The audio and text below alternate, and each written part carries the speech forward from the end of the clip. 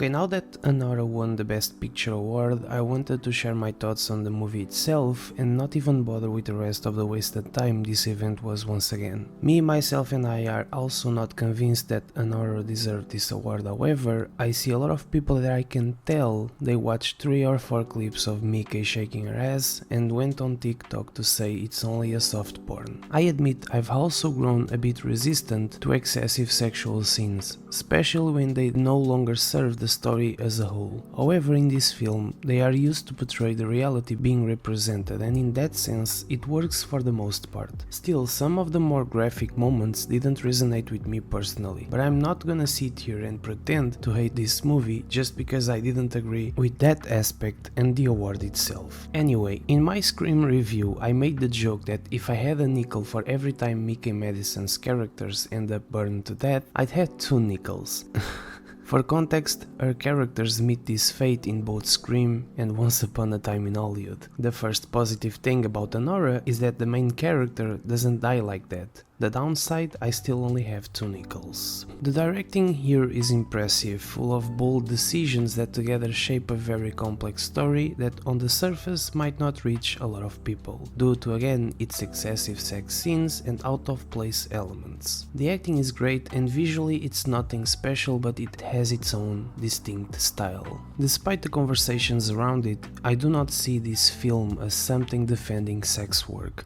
It only takes that life experience as an example to portray the central matter of the story. Annie is a deeply damaged character, shaped by a past filled with abandonment and a lack of love, warmth and companionship. Throughout the runtime, she avoids talking about herself, and whenever someone tries to touch on her past, she deflects. One of the film's strengths is how it leaves us wanting to know more about her backstory without fully unveiling it. I also love the detail that she insists on being called Annie, resisting even caring about the meaning of her real name. Even when Igor explains it to her, she's still refusing to embrace her roots. Igor is the only character who from the beginning shows compassion for Anora. His care and desperation to keep her calm are evident, even as he gently points out her mistakes while defending her. His reaction to her claim that he tried to assault her feels organic and innocent, and he constantly tries to understand her better. The final scene with them in the car is haunting for me, because here is where this film unveils its purpose. Deprived of real human connection, Anora thanks Igor for keeping her ring in the only way she knows, by trying to seduce him. Yet, when he responds with a caring kiss, she resists, hits him and breaks down crying, revealing her inability to accept even that level of closeness. Anora is remarkable in its own lane. It left me with that gut-punching feeling that I always seek in films, making me sit through the credits reflecting on how tragic it is that someone could reach the point